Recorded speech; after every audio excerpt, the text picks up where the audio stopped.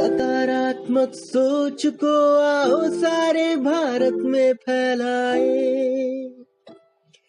सकारात्मक ऊर्जा का आओ सब में संचार कराएं।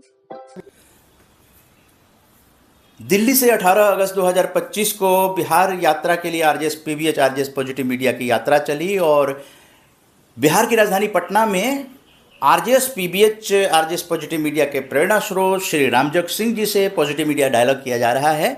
तो क्या कुछ कहना है श्री रामजग सिंह जी, आपने जिस तरह से इसको सहयोग प्रदान किया और आज ये भारत ही नहीं अलग अलग राज्यों सहित विदेश के इंडियन डायस्पोरा भी इससे जुड़ते जा रहे हैं, तो आपका क्या नज़रिया रहा है और आगे की आपकी इसकी भविष्य को लेकर क्या कल्पना करते हैं श्री रामजग सिंह जी? जय हिंद। सर्वप्रथम चाहूँगा कि हमारी जो संस्कृति है, जो एक विश्व की संस्कृति बनी, उसके अनुसार मैं विश्व के सभी समुदायों को, लोगों को संबोधित करते हुए हर्ष हो रहा है और मैं सबको सप्रेम वंदे करता हूँ। मैं आज इस शुभ अवसर पर जो मुझे इस सकारात्मक मीडिया के संस्थापक और संचालक श्री उदय कुमार मन्ना जी ने अवसर दिया है, इसके लिए उन्हें बहुत धन्यवाद।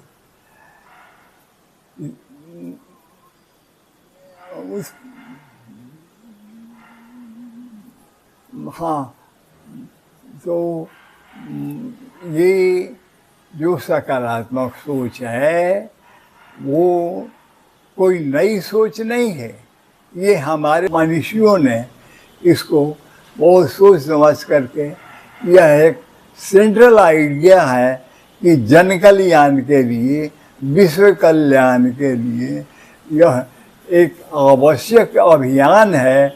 इसको हम लोगों के बीच प्रसारित कर और उन्हें प्रेरित कर इस तरह का एक वातावरण बनाया जाए कि इससे लोगों के अंदर एक भावना इस तरह की प्रबल उत्पन्न हो जाए कि हम इससे इसका जो प्रतिफल हो वो जनहित में हो और कल्याणकारी हो, जिसके बाद ये विश्व शांति हो।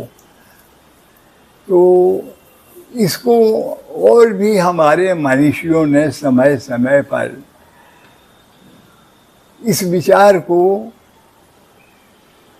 प्रचारित करने के लिए वो अपने अनुयायियों या संस्थाओं को आगे बढ़ाया, लेकिन अभी भी इसमें वो कमी है ये, इसलिए कि अभी ये आर्थिक प्रधानता का युग आ गया है और ये जैसे बाजार हावी होता जा रहा है हमारे और उद्देश्यों पर, उसी तरह से इस महान उद्देश्य पर भी ये बाजारवाद जो है वो इस पर भी हावी होने का प्रयास करता जा रहा है। इसलिए इस पर मैं विश्व के सभी समुदाय या लोगों से अपील करना चाहूँगा कि आप इस तरह के शुभ कार्य को, शुभ विचार को अपने अंदर तो प्रतिस्थापित करेंगे ही, साथ ही इससे विश्व के कोने कोने में प्रचारित और प्रसारित करने का शुभ कार्य आप करें। तो ये जन कल्याण होगा और इससे विश्व का कल्याण होना निश्चित मान के चलिए कि ये जन कल्याण होगा। लेकिन हम इसको अपने अंतःकरण से इस प्रेरणा स्रोत को, इस विधा को अपनाएं और लोगों को प्रेरित करते रहें। ये अनवरत हमारा अभियान जो है ये चलता रहे। इससे क्या होगा कि जो हमारे संत महात्मा बुद्ध ने अपने लंबी अवधि तक अभ्यास और तपस्या करने के बाद प्राप्त किया, तो उन्होंने भी इसके उद्देश्य के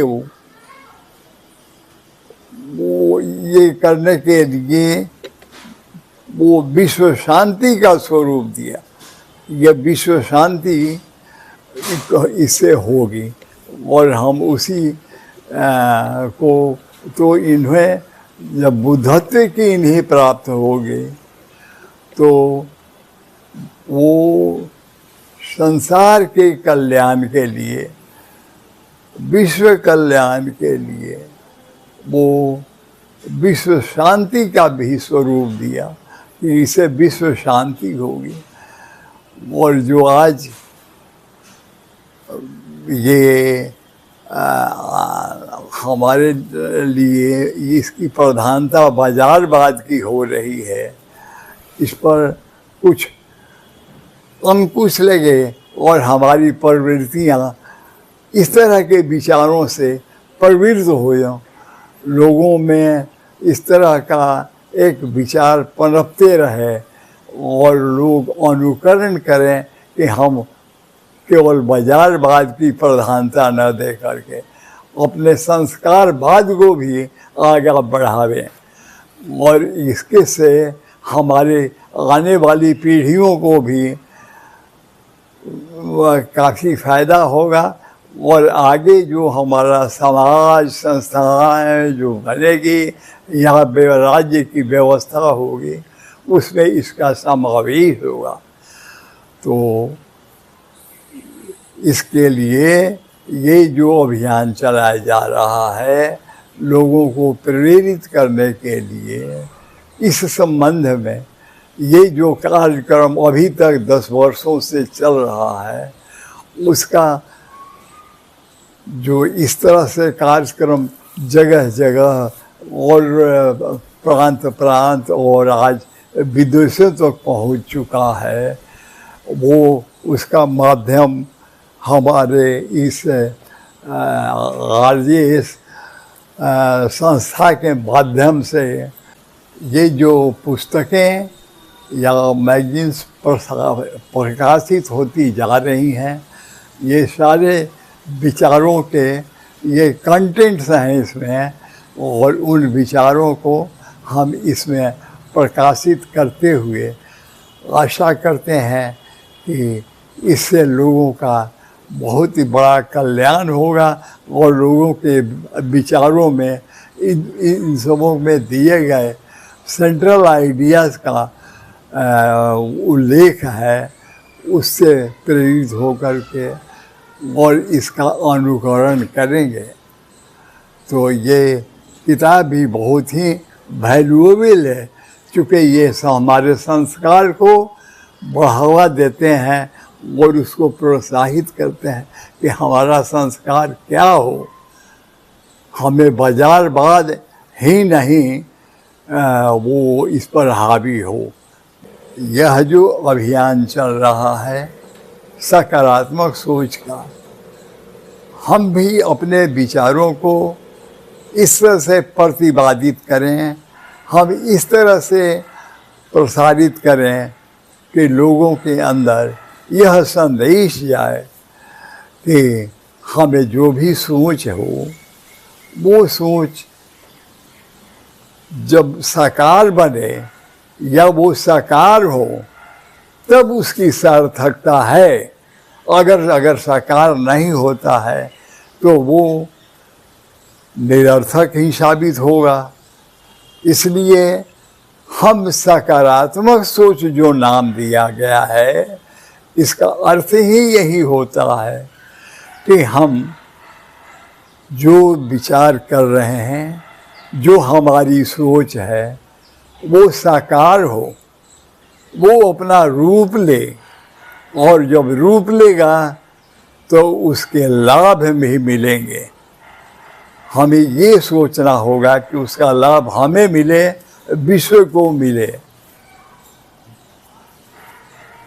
इसलिए यह सकारात्मक सोच अभियान के रूप में यह आरजे संस्था अपना कार्य, पवित्र कार्य कर रही है और अनवरत ये जारी है।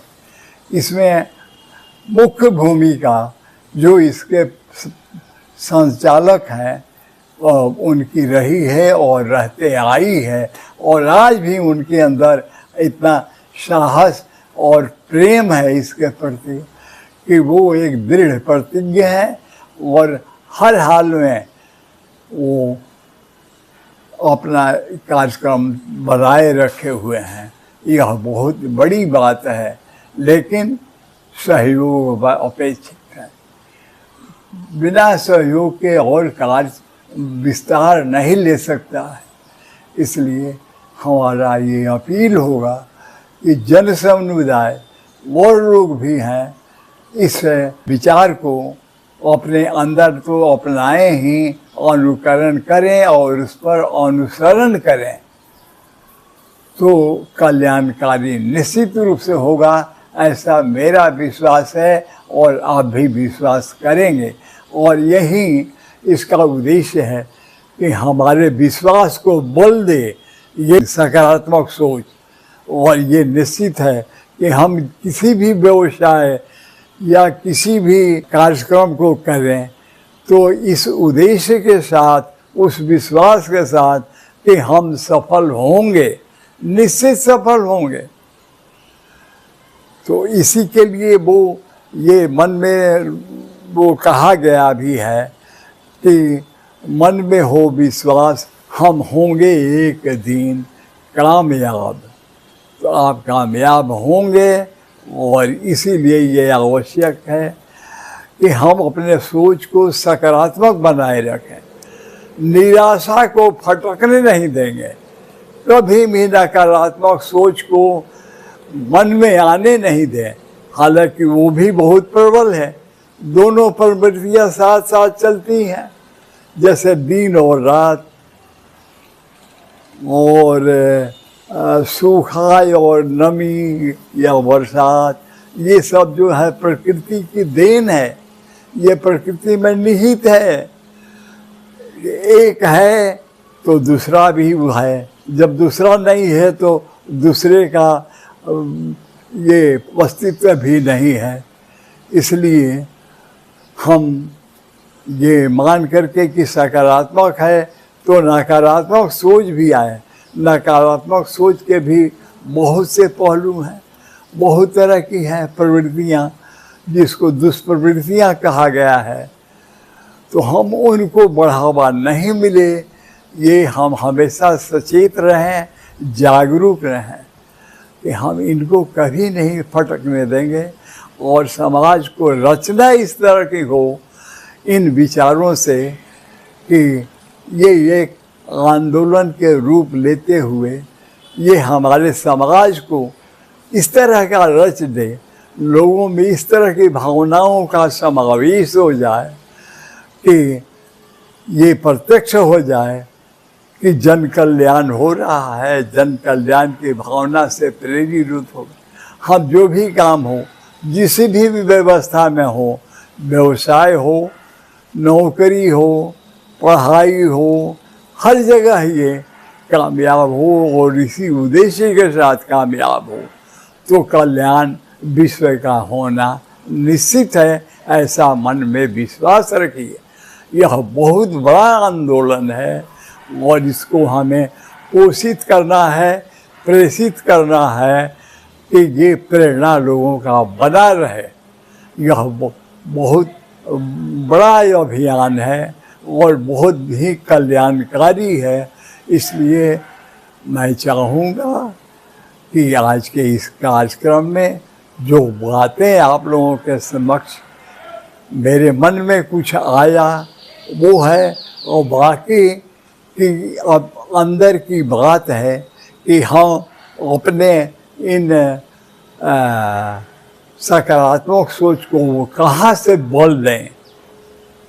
तो इसके लिए हमें अपने आंतरिक वृत्तियों को, आंतरिक बल को अभ्यास करना पड़ेगा, उसको बढ़ावा देना पड़ेगा कि हमारा आंतरिक बल, जिसको हम दूसरे शब्दों में मनोबल भी कहते हैं, तो हमारा मनोबल इतना ऊंचा हो जाए, इससे उत्प्रोत हो जाए कि हम में इतना साहस हो, जैसे कि उदाहरण स्वरूप हमारे महात्मा बुद्ध थे। वो यहाँ के एक नकारात्मक सोच वाले, वो अंगुलीमाल था। अंगुलीमाल का आतंक पूरे उसके इलाके में फैला हुआ था। उसका नाम अंगुलीमाल इसलिए पड़ा कि वो जो लोग नहीं मानते थे उनकी अंगुली काट लेता था और उसी का माला में पिरो देता था। तो इस तरह से उसका नाम अंगुलीमाल था। तो ये सुन कर के बुद्ध को हुआ कि चले जरा सा हम भी मिले अंगुलीमाल से। तो ये कहानी आप भी जानते होंगे, सुने होंगे, लेकिन फिर भी इसको हमें रिपीट करने की इस अवसर पर आवश्यकता पड़ गई इस संदर्भ में। तो बुद्ध ने के जब उसके साम्राज्य और उसके करीब में पहुँचे तो देखा अंगुलीमाल कि यह व्यक्ति सीधा साधा ऐसे ही लिबास में अपना आ रहा है, इसको कोई डर नहीं है। तो वो कहा, ये बढ़ते जा रहे थे, तो वो कहा कि रुक जाओ। तो बुद्ध रुक गए। तो बुद्ध ने कहा कि मैं तो रुक गया, तुम कब रुकोगे? तो ये प्रश्न वो कहा कि तो बड़ा साहसी आदमी है कि हमसे ये प्रश्न करता है कि तुम कब रुकोगे? तो ये कहा कि हम रुकेंगे, हमारा उद्देश्य ये है कि जो हमारा विचार है उसको सब माने, नहीं तो हमारा अंगुलीमाल का कार्यक्रम चलता रहेगा।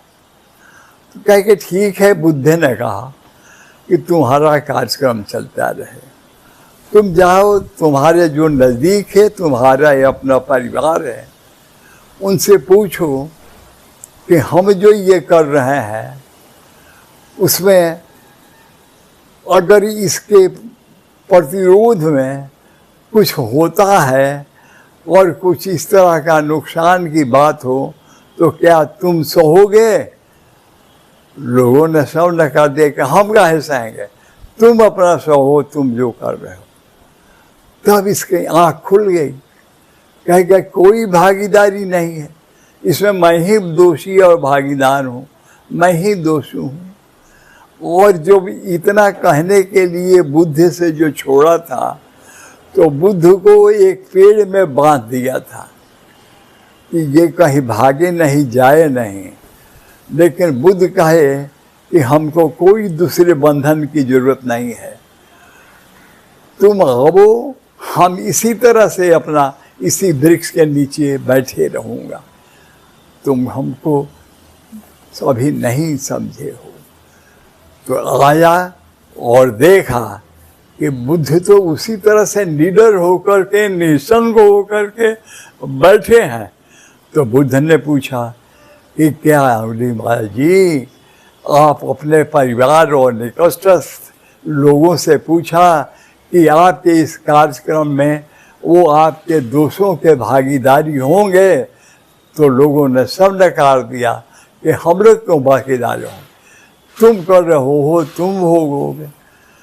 इस पर उन्होंने कहा कि क्या इससे तुमको आँख खुली? कि तब हाथ जोड़ दिया और पैर स्पर्श किया कि हमें ज्ञान मिल गया। लेकिन आप कौन हैं ये जानने की उत्सुकता हुई कि आप हैं कौन। तब इन्होंने कहा कि अब तुम उंगली माल से अपना नाम विश्वामित्र रखो, तुम विश्व का मित्र बन जाओ, तुम उंगली माल डकैत नहीं रहो। उसी वक्त से ही विश्वामित्र नाम से जाना जाने लगा और विश्वामित्र के रूप में ये विश्व बंधुत्व के प्रचार के लिए और उसी में सबके साथ अपना संबंध और संपर्क बनाने लगा। तो ये जन कल्याण के लिए ये बुद्ध तो फिर अपने कहा कि महाराज आप अपना हम परिचय नहीं दिए, आप हमको नहीं बताए, आप हमारे गुरु हैं। तो कहे कि देखिए मैं बुद्ध मेरा ये नाम हुआ बुद्ध, और मैंने इसमें तरह मनोबल जो प्राप्त किया, इसमें बहुत दिनों तक तपस्या की कि हमारे अंदर वो शक्ति कैसे हो, वो दुनिया से मोह छूटे कैसे। प्रश्न आया कि जब तक नहीं छूटेगा मनोबल नहीं आएगा। हम उनके अंदर ये कमजोरियाँ थी जो बुद्ध के कहानी में आप सब पढ़े होंगे, जानते हैं, तो हम नहीं समझते हैं उसको पुनः हम दोबारा आपके सामने रखूं। लेकिन जानते हैं कि वो उनके अंदर ये भूख थी जो बचपन में जगी देख करके कि एक गरीब को देखकर, एक मुर्दा ले जाते लोगों को देख करके, या अपने परिवार के प्रति लोगों को मोह, धन संपत्ति से भी लोगों को जो थी लिप्सा, वो उससे भी ये बरी कर लिए। तो ये उससे सबसे विरत होते चले गए। लेकिन अंत तक मोह इनसे नहीं गया। इस शरीर से मोह क्यों नहीं जा रहा है? तो मोह के लिए उन्होंने दोबारा फिर अपने वो ये हो गए ध्यान मग्न, और ध्यान मग्न हो करके केवल उसी पर ये सोचने लगे। तब इसके बाद इनको ये आभास हुआ, अनुभूति हुई कि ये कुछ नहीं, ये तो साकार रूप में हुआ तो हमको देखते हैं, लेकिन ये तो निराकार है, कुछ नहीं है। ये तो छोटे छोटे बिंदु आप कभी टीवी पर देखें या ऐसे ऐसे आता है, ये कंपन है। लेकिन ये कंपन होता क्यों है? इनके मन में प्रश्न उठा वहाँ। जब हम बुद्धि स्थल पर आए तब ये हुआ कि बुद्धि स्थल पर, जब तक बुद्धि स्थल पर है तब तक वो अनुभूति के रूप में रहती है। अनुभूति तो कुछ व्यक्त नहीं कर सकता है। लेकिन जब हम बुद्धि के स्तर पर आए, उस धरातल पर आए, तब उनको ये ज्ञान हुआ कि ये जो देख रहे हैं इस तरह का, ये कंपन के माध्यम से हुआ। फिर ये कंपन हुआ कहाँ से? उनको ये आया। तो कहे सोचते सोचते उसको है इनके बीच में आकर्षण है, कभी न ये एकजुट हुए, ये हो रहा है। तो अब इनके मूल में वही है कि इनके अंदर प्रकृति में एक गुरुत्वाकर्षण है। गुरुत्वाकर्षण ही हमारा मुख्य केंद्र है और वही संचालक है।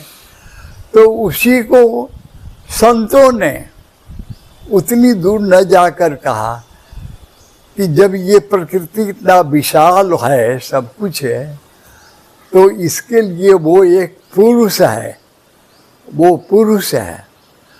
चूँकि इसको प्रकृति स्त्रीलिंग है और ये पुरुषत्व है इसके अंदर, तब इसका सृजन होगा और सृष्टि उत्पन्न होगी, और इसका जो एक बनावट है वो एक संसार बनेगा। सृष्टि होगी तो परिवार बनेगा, परिवार से संसार, समाज ये बनेगा जो आज स्वरूप देख रहे हैं, ये उसी का प्रतिफल है। लेकिन मूल में मेरे सोच से और मेरा जो कैलकुलेशन हुआ वो है कि ये गुरुत्वाकर्षण ही है जो शाश्वत है, ये कभी जाता नहीं है। हाँ, इसकी कैपेसिटी होती है कि कुछ गुरुत्वाकर्षण का इतना ही दूर में प्रभाव रहेगा, लेकिन जो वो महान गुरुत्वाकर्षण है वो तो विश्व में हमेशा के लिए है, इस कभी नष्ट नहीं होता। तो इसको हम भगवान नाम दिए, इसको अल्लाह नाम दिए, इसको हम ईसा मसीह नाम दिए। जो भी हमें श्रद्धा का एक नाम था जो उच्चतम स्तर पर था, उसका नाम दे करके हम आज भी श्रद्धा रखते हैं, और अपने परेशानियों के समय में भी हम अथवा हमारे मुंह से निकल जाता है, हे भगवान, हे अल्लाह, हे अकबर और हे मसीह। इस तरह से जो भी हमारे समाज की इस तरह के सकारात्मक सोचों के अग्रदूत रहे हैं, उनके अंदर ये डेवलप किया है। जितनी दूरी तक वो जा सकें उतना डेवलप किए, तो वो हमारे अग्रदूत बने, वो हमारे पथ प्रदर्शक बने हैं, हम उसी रूप में जाने हैं। ये मेरा आकलन है, विचार है और कैलकुलेशन है। मैं इसी रूप में इनको समझा जो आप लोगों के समक्ष आज मैं इस कार्यक्रम में कह रहा हूँ। हो सकता है कि मैं भी कुछ भ्रम में हूँ, या हो सकता है कि मैं सही रास्ता को समझा रहा हूँ। जो भी हो, मनुष्य में त्रुटियाँ रहती है। मैं भी आप ही की तरह एक साधारण व्यक्ति हूँ, मुझ में भी त्रुटि है, मेरी समझ भी अभी अधूरी है। मैं तो परिपक्व नहीं हूँ, मैं निःशंक नहीं हूँ, और निःशंक ज्ञान को ही विज्ञान कहते हैं, जो जिसमें फिर शंका की गुंजाइश नहीं है। इसीलिए वो प्रयोगवादी है, प्रयोग करके देखे कि हाँ ये सही है या नहीं। बुद्ध ने भी कहा कि कोई भी कुछ हो सिद्धांत, उसको अंधा होकर के मत मानो, इसको तभी मानो जब तुम अपने जीवन में प्रयोग करके जब देखो कि नहीं ये सही सफल है, ये सही में सकारात्मक है, तब तुमको उसको अपनाना होगा, अपनाओ। और हमारे और भी जो आज तक के बड़े बड़े विद्वान हुए हैं या बड़े लोग विचारक हैं, जो अपने विचारों को हमारे के समक्ष रखे और हम उनको अनुकरण करने के लिए आज भी अपने साहित्यों में और धर्म ग्रंथों में समावेश किए हैं। ये सारे कुछ उन्हीं लोगों के देन है, उन्हीं विचारों का प्रतिफल है। तो इसलिए अब हम और विस्तार से नहीं जाना चाहता हूँ, क्योंकि विस्तार के लिए अब आपको भी कुछ करना होगा। इसलिए मैं चाहता हूँ कि आप भी विचार करें और इस तरह के विचारों का अपनाना, पोषण करना और प्रसारित करना, यह हमारा कर्तव्य हो गया है। और इसको कर्तव्य के रूप में, पुनीत कार्य के रूप में, श्रद्धा के रूप में हम इसे बढ़ाएं। और इसके लिए ये जो कार्यक्रम हमारा, ये RGS संस्थान कर रहा है, ये बहुत ही उपयोगी और लाभप्रद है और इसको बोल देना है, इसमें सहयोग करें, यही हमारी अपील है आपसे कि आप इसको सहयोग दें। इसमें बिना सहयोग के या बहुत कम सहयोग मिल रहा है, जो अपेक्षित है अभी है नहीं, अपेक्षित है बहुत बड़ा विशाल कार्य है। इसीलिए आप इसमें भी लग जाएं, श्रद्धापूर्वक लगें।